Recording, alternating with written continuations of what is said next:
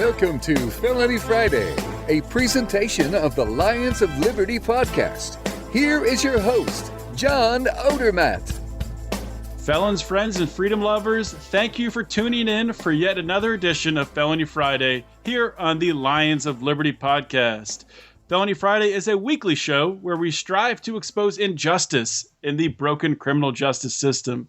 Now, I have a really exciting guest today, but before I introduce my guest, I just want to remind you guys, I want to share an opportunity with you of how you can help to support the show, how you can help to support the Lions of Liberty podcast. You can do this in a very simple way by doing your Amazon shopping through our affiliate link. Doing so costs nothing for you, but it does give us a small little kickback here at Lions of Liberty. You can do this. The link is at lionsofliberty.com/Amazon. Just click your link, shop through there. No cost to you, and you'll help us out just a tiny bit. We really do appreciate it. Second, this is the 33rd episode of Felony Friday. So that means you can find the show notes for today's show at lionsofliberty.com/FF33. So be sure to check that out for links to everything we're going to talk about today. Today, I'm joined on Felony Friday by Diane Goldstein. Diane is a speaker and executive board member for Law Enforcement Against Prohibition. She guest lectures on criminal justice and drug policy reform. Diane has also provided radio and television political commentary and is a contributor on multiple media outlets. Prior to joining LEAP, Diane was a 21-year member of law enforcement. She worked in various assignments, starting as a patrol officer and culminating as the first woman lieutenant for the City of Redondo Beach. Diane was one of the founders of the California Association of Hostage Negotiators, and she is a subject matter expert and trainer in crisis negotiations and the integration of verbal and physical tactics during critical incidents. As I said, Diane now works with LEAP. We've had a past LEAP guest on, Regina Huffnagel, way back on episode 3. LEAP is a nonprofit organization made up of current and former members of law enforcement, and their goal is to speak out about the failures of existing drug policies, and LEAP has a stated goal of ending the war on drugs altogether. Diane, thank you so much for joining us on Felony Friday. You know what? Thank you so much for having me on. If it wasn't for radio shows and organizations like you guys, I don't think we would be as far along on not just drug policy reform, but criminal justice reform as well. Well, thank you so much. And I do agree. And that's one of the reasons I do this show. I know if I can help out in a small way, I'm just doing what I can to advance the ball forward just a little bit.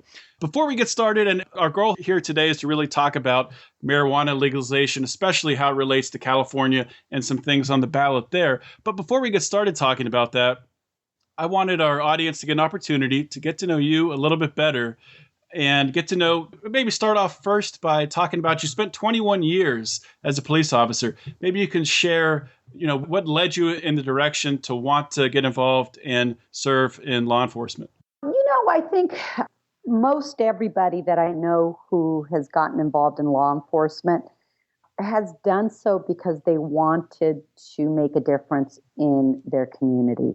And, for me, it was that as well as it was a place marker because I also wanted to be an attorney. And what ended up happening for me is that law enforcement got in the way.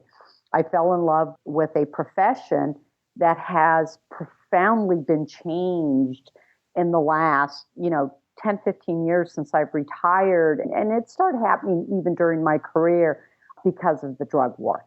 And so, that really led me over to joining Law Enforcement Against Prohibition back in 2010 during the initial Proposition 19 campaign in California, which failed, but I truly believe to this day set the groundwork for all the changes across the nation relative to the issue of adult consumption marijuana and the many legalization ballots that we're continuing to see. You mentioned some things have changed. Could you give an example of something that really sticks out in your mind that's changed in law enforcement in the past 10 to 15 years? Sure. I think, that the over-militarization of law enforcement is, law enforcement, and trust me, we've had a lot of warts and faults. But starting back in the 1980s when I got hired as a police officer, you really saw a ramp up of the militarization of law enforcement with the over enforcement of drug markets. And increasingly, every president tried to outdo previous presidents on being tough on crime and trying to eradicate drugs. And what we've continued to see, and we're now finally at a point where maybe some of that rhetoric is starting to abate, but it's still very problematic because what happened is, the Lions of Liberty will appreciate this, is in trying to prevent drugs from coming into our country and trying to prevent people from consuming drugs and using drugs. In fact, we have whole cast swaths and violated people's constitutional rights. We subvert property rights through the use of civil asset forfeiture. We criminalize people for what should notably maybe be a public health strategy, if not recognizing that, is people have the ability to choose what they consume. And as long as they don't commit other criminal acts, it's not government's role to stop them from doing so. And so, we continue to push this envelope of, yes, drug use can be bad, but the drug war is much more harmful. Absolutely. Couldn't agree with that more. And, this is a libertarian show, and I think most of our audience is libertarian.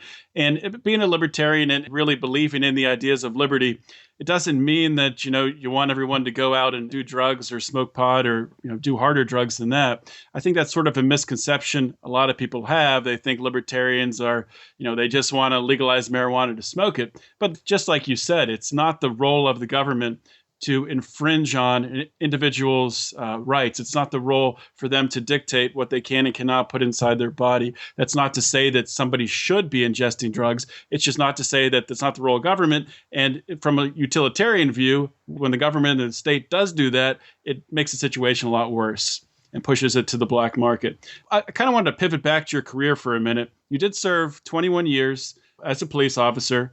I just was wondering, what was the moment or a moment, one of your top moments that you're most proud of the time you're serving 2 decades? It's really interesting. I think I've had a couple moments. Really, my favorite moments covered a 4-year stint as our first school resource officer.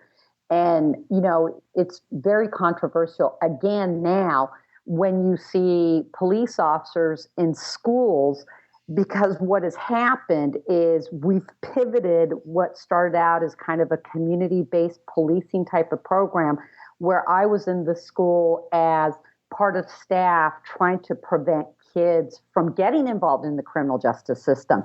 And so an arrest would be the last thing we would ever do. Is, we would look at wraparound community resources to try to get a kid to stay in school, to deal with family issues. And so, because of Facebook today, I have kids that I dealt with at Redondo Union High who sought me out as adults and said, I just want you to know how much I appreciated what you did in your 4 years at our high school. It meant a difference to me. And now I'm married. I have a PhD. I'm, a doctor, a lawyer, whatever it happened to be. And so, I think that like anything else is we don't want to over police people, but there are times and ways where if law enforcement goes back to kind of like co-policing, working hand in hand with our communities, that it's not just law enforcement responsible for public safety. In the school district, it was not just the students and the parents and the administrators, but we had one small piece to it, and with the goal of not criminalizing our kids first and foremost. That is powerful. When you can look at an individual, I don't know how many years, maybe 10 years past or whatever, and, they come back to you and say, you helped to turn my life around. To me, that's stories like that. We need more of that out there from police officers having that positive impact. I know it happens out there, but all you hear about are, these shootings or other events like that, because that's what the media jumps on. That's what social media jumps on. And a lot of that is due to the drug laws. And a lot of that is due to these revenue, these laws that are gauged or aimed towards generating revenue. But yeah, definitely, if law enforcement can pivot more towards helping people and more towards helping people who do have problems to get the help they need, then that's definitely a step in the right direction. Wanted to next ask you about, so obviously you've come to support the end to marijuana prohibition. Is there a specific event that sticks out to you where this really changed in your mind? Because obviously, signing up, serving 21 years as a law enforcement officer, you were sworn to enforce the law. So you had to enforce the law if somebody was consuming marijuana or something, or they were trying to sell it, you have to arrest them. So was there something that shifted that mentality for you? Well, it's real interesting because you talk about, because I also want to pivot back to kind of the regulatory police model issue. So let's make certain that we touch on that. But I think one of the issues very specifically around the marijuana laws, I was a child of the 1970s in my high school days. And I smoked pot in high school like probably 90% of my friends did. And then when I left high school, I stopped smoking pot, which is 90% of all our kids experience as they grow out of, that experimental type age. And so when I got hired as a police officer at age 21, I didn't look at marijuana as this, taboo, horrible, moralistic type of issue. And so I was able to really use my discretion when it came to running into kids who were using pot, and if I could, throw it away, counsel and release them. When it came to people who were selling drugs, it's much harder to have that type of discretion. But one of the issues in law enforcement, I think, is that we try to hire saints for law enforcement instead of people who have, real world experience. And I'm not saying that we should hire people, who are criminal in nature, but we also exclude people who maybe have a past that, like me, as I look at it now, that if I probably tried to get hired for law enforcement in the 1990s, late 1990s, 2000, or now, I may not have been hired. And so I think we need to look at who we hire, not just based on, the type of person they are, but their world experience, because that's a big part of the problem. We're hiring people who have never worked with diversity, that have never met an African American, and then we're sticking them in communities in order to help police them, and they don't know how. That's a really good point. Police officers being able to relate to the people they're interacting with, that's something that's definitely not brought up enough. Yeah. So we have to really change the nature of policing and who we hire and from where. And yes, we have to have standards, but we need diverse, well-educated law enforcement agencies that are co-police with oversight from the community as well. And I think that's a big part of the problem. And, it's, agree or disagree. I think that you can be pro-law enforcement and pro-Black Lives Matter movement, is supporting police accountability is not mutually exclusive. And so, I think we need to completely rethink about what policing in America, what we should envision. And it's not the cops that should be in charge, because we're just an arm of the citizens. We need to have our community as people who are responsible for the direction and the oversight of our organizations as well. Couldn't agree with you more. Let's start talking about this California ballot initiative, if we can. Proposition 64, I think it is. Yes. So was it on July 1st, the California Secretary of State announced that this bill, I guess it's called the Adult Use of Marijuana Act, AUMA is the acronym. I'm not going to try to say that as an acronym, but it's an initiative to legalize marijuana in the state, and it's now on the November ballot. So what specific changes does Prop 64 make to marijuana prohibition? So, it's complicated. It's not the full legalization that I think that some people want, but what it does it reduces a tremendous amount of penalties or makes certain activities legal from a business model. And so what they did is, I think it's real interesting, is they took a look at what occurred in Colorado, what occurred in Washington, and other ballot initiatives. And they try to come up with some gold standards that would maybe meet the ability for people who don't smoke marijuana or who don't want their kids to have access to marijuana to support it.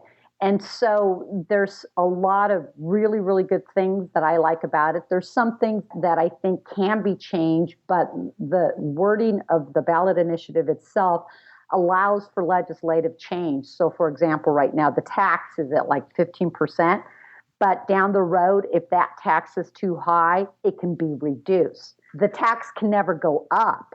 So, like, if there's still criminal penalties that are left in place, is legislation can change it and lower the penalties or completely decriminalize it, but it can't impose new penalties.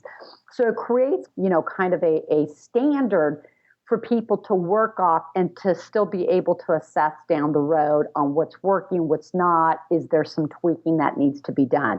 And so it's a great step in the right direction. One of the things that I really like about it, it has a component model that goes back to communities that have been impacted by disparities in law enforcement. So there's monies that will go back to communities of color, to, job training programs, to start apprenticeship programs. It lowers the barrier of entry into the industry, because right now California medical marijuana regulations say that if you have been convicted of any felony drug convictions, you can't be a licensee.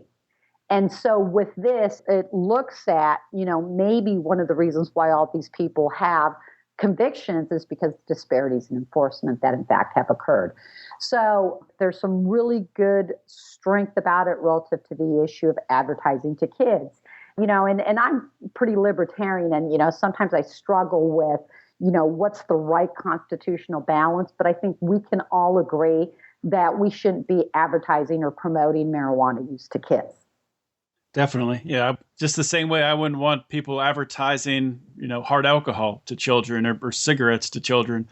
I don't think that's necessarily something that would really happen, especially in today's culture where, something can go viral so quickly. So, for example, if a magazine started, or say a TV show started running ads for, advertising marijuana for children, I think they would be outed pretty quickly. And Absolutely. I think the market would take care of it. And I think there's also the federal regulations on broadcasting that would take care of it right now and wouldn't allow it either. But I think, it's interesting when you start talking about ballot advocacy or writing, is what I've found in the last few years is ballot initiatives are not written for the people who are necessarily in the industry.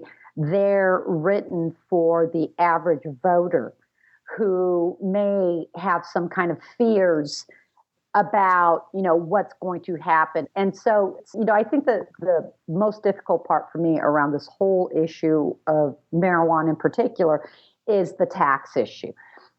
Is we have seen that even with kind of the overtaxation of, adult consumption marijuana in Colorado and Washington, that has benefited those states, but it still has not, we're never going to eliminate an illicit market, but we could do more by finding that sweet spot that would further reduce the harms of the illicit markets in our community.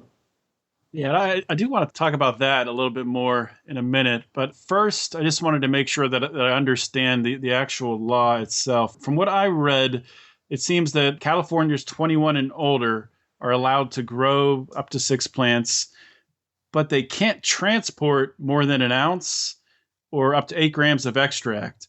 I don't know if that makes sense to me. Well, so they're allowed to grow more than an ounce, but they can't. What does that mean? They can't transport an ounce? What they're trying to do is they're trying to prevent distribution out of the legal market. So one of the things in polling that has been done consistently across all the markets is that people want the ability to do home grow. So anybody is going to be allowed to grow 6 plants, but if you're going to take it out of, you can't transplant a pound of pot in your car to go to a party. You can transport an ounce, 28 grams, and then 8 ounces of concentrate. So one of the things I think that is concerning for people is like that, they kind of believe that that's going to open them up for more criminal penalties.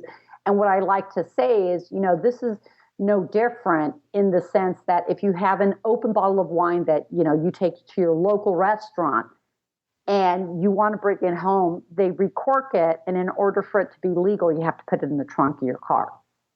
Mm-hmm. We just need to be smart about how we're going to be transporting. But that doesn't mean that, like, if you're engaged in the industry, that you're not going to be able to transport more than an ounce of marijuana. They're going to have distribution licenses. This is just for personal use.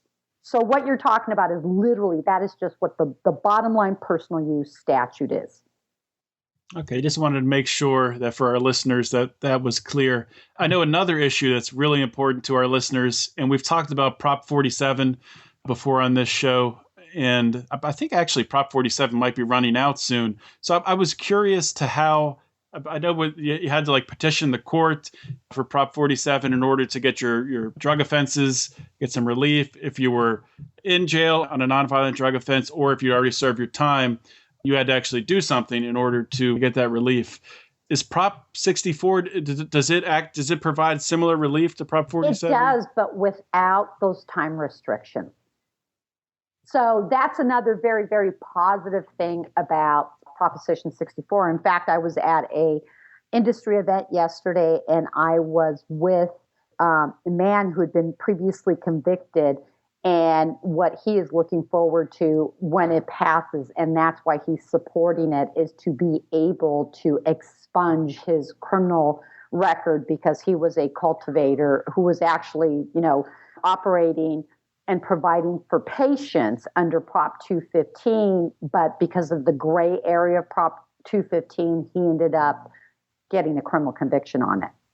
So yes, so that's another very, very good thing about Prop 64. And that was really based kind of like on the Oregon statutes, is why should we continue to punish people for something that is now legal? And in fact, we should, and at least at the adult level, people are going to have to go in and request it. But in the future, if you're if you're under 18 and you get caught with marijuana, and there's still some, wobbler or misdemeanor or infraction, automatically when you're 18, it's automatically expunged off your record. Okay. Yeah, I think that's definitely a very important aspect of this proposition. And that's something I look for. If you're going to make something legal, if you're going to decriminalize something, I think it's just makes sense to go back and retroactively make it the same for people. I mean, you can't give people their life back if they've been locked away, but at least, reduce their sentence or take the felon label off of them if they've served their time, so they're able to expunge it. I think that's really important. Yeah, interesting enough, I want your listeners to understand there's currently 7 current criminal activities that this initiative will make completely legal. That's the homegrown, the concentrate, the transport less. And if you, can home grow, because most people can't or won't, you can give away up to 1 ounce to your friends. And so you won't be criminalized for sharing, your home grow if you happen to be one of those people that's kind of like a home brewer or, someone who makes wine at home and then gives it to their friends. Right. That's important to clarify. Yeah. I think it's really good and really important, especially for, offenses by minors under the age of 18, is they won't be given a criminal monetary fine. The most that can happen to them is counseling, community service, or drug education. Okay. So that's another really good thing.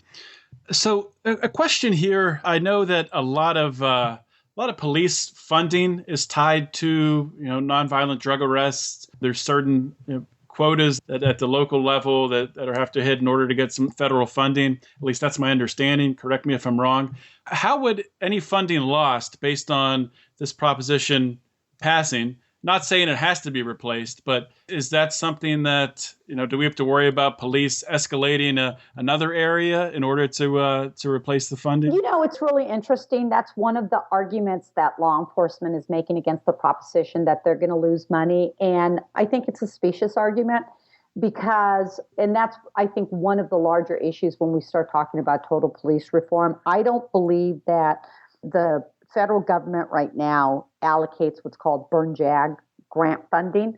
And so, it's not to say that that law enforcement won't be allowed to get that type of funding.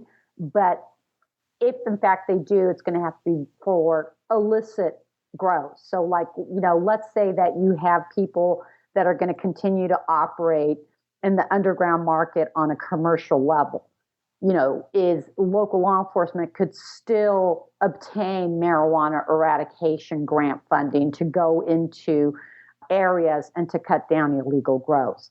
And so, all this, I think, is what it's going to do. It's going to bring great clarity to law enforcement. So they're going to understand that the people that you need to be concerned with is the bad actors, not the people who are in the industry in a responsible way, or the consumer who is responsibly growing or using marijuana.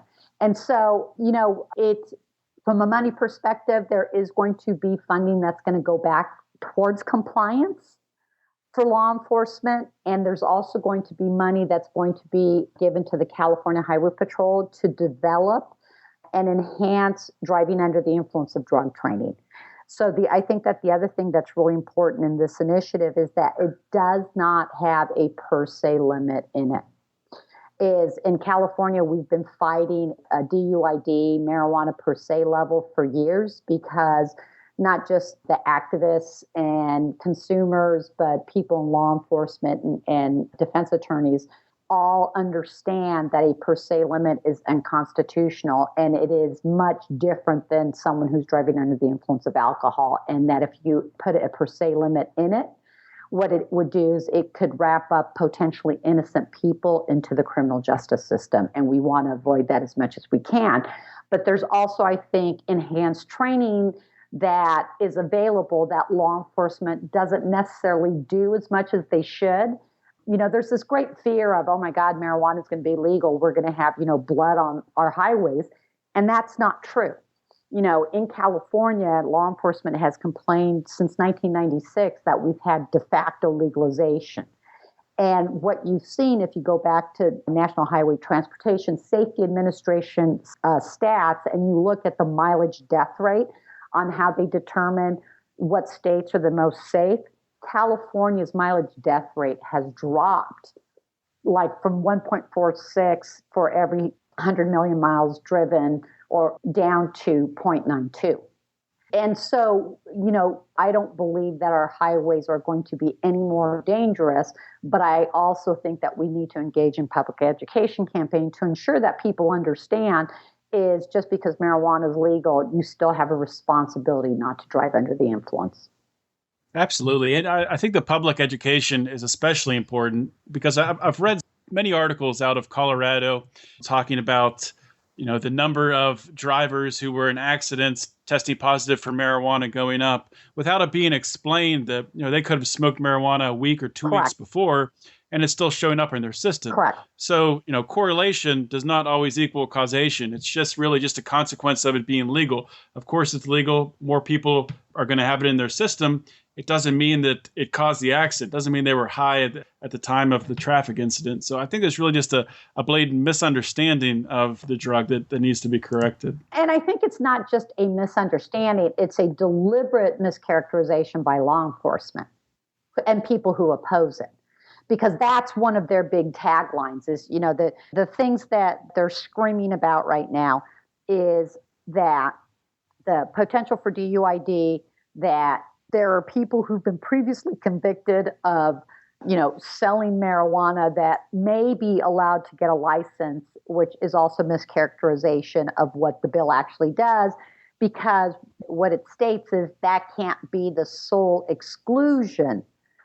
But there are many other reasons why people won't be allowed licenses. And ultimately, this proposition also relegates local control. So you could get a state license, but be denied a license in the city that you want to operate in. That's interesting. Yeah, but that's no different than what we do right now with alcohol or adult entertainment or other land use issues. Yeah, I guess, I don't know if I agree with it, but overall, the proposition, I can't argue with it. It is a step in the right direction. Yeah. And we have to support steps in the right direction, steps that keep nonviolent people from spending time behind bars. So that's the way I look at this as a whole. There's a lot more questions and other stuff that I would like to talk about, but we're running out of time, and our listeners might have some questions as well. So I wanted to ask you if there's a way for our listeners to reach out to you, to contact you, or to contact LEAP to ask any questions, or how they can even get involved and help LEAP. Well, you can go to our website at www.leap.cc. And probably the best way to get us or to get us in front of you is to book one of our speakers at a business Rotary Club setting, a college, a school, whatever type of educational environment that your listeners may be involved in. I do plenty of libertarian presentations. So that's a very, very good way to get to us. You can reach us at info@leap.cc. If you want to personally contact me, I'm at diane.goldstein@leap.cc. But I think there's a lot of very important things, even though this isn't, no legislation is perfect. And in a free society, I think we just need to continue to move forward to lessening the involvement of law enforcement in people's personal lives. And this is one small step in getting us there. I definitely agree with you. Thank you so much for spending some time with the Felony Friday audience, Diane. Thank you. It's always great to have another member of the LEAP organization on, and Diane did not disappoint today. Law Enforcement Against Prohibition, always great guests. They're always so educated, and they know the issues inside and out. And as Diane said, and as I agree with, this law is not perfect. I'm not saying it's perfect. She's not saying it's perfect. We should be clear that this is a step in the right direction. This is a step towards liberty. Certainly some pure libertarians out there, maybe some anarchist libertarians, that will oppose this proposition, or that just won't go out and vote for it. They won't advocate for it because it doesn't go far enough, because it doesn't remove the state entirely from the drug trade, does not make it a pure free market. And it doesn't. I'm not arguing that. It doesn't make it a pure free market. But the way that I look at this is it removes the government to a degree. It doesn't fully remove the government. It reduces the amount of individuals that are going to be spending time behind bars for a non-violent crime. And that is a step towards liberty. Just imagine the impacts of that. Imagine the impacts of one person in a society, and this hasn't been passed yet. Let's hope it does get passed. But in a society where somebody spends time behind bars for selling some marijuana or consuming some marijuana, so they spend 5, 10, 15 years behind bars. Imagine the impact on their family, the ramifications, the exponential ramifications. And now imagine if that person doesn't spend time behind bars. Imagine if they're able to start a family, or they're able to be with their family, they're able to provide for their family. The impacts are truly exponential and can really change our society for the better. So that is why I really want to encourage anybody in California to not only support this legislation, but to actively go out and get other people to sign on for it too. Because as it doesn't go far enough, I agree with you, but it is a step towards liberty, and I'll take it. I'll take it every day of the week. We'll keep marching towards liberty every single day. Guys, thank you so much for listening. Just want to remind you to please follow the Lions of Liberty on Facebook and on Twitter, to join our private Facebook group, the Lions of Liberty Forum. You can do that by going on Facebook, type in Lions of Liberty Forum in the search bar. It'll pop up, and we will get you approved once you join. We do have 3 shows here on Lions of Liberty every Monday, Wednesday, and Friday. We have our new show, Mr. Johnson's Liberty Hood, which hosted by Brian McWilliams, which has been a hit. And we have Mark Clare, who does interviews, sometimes on Monday, sometimes on Wednesday.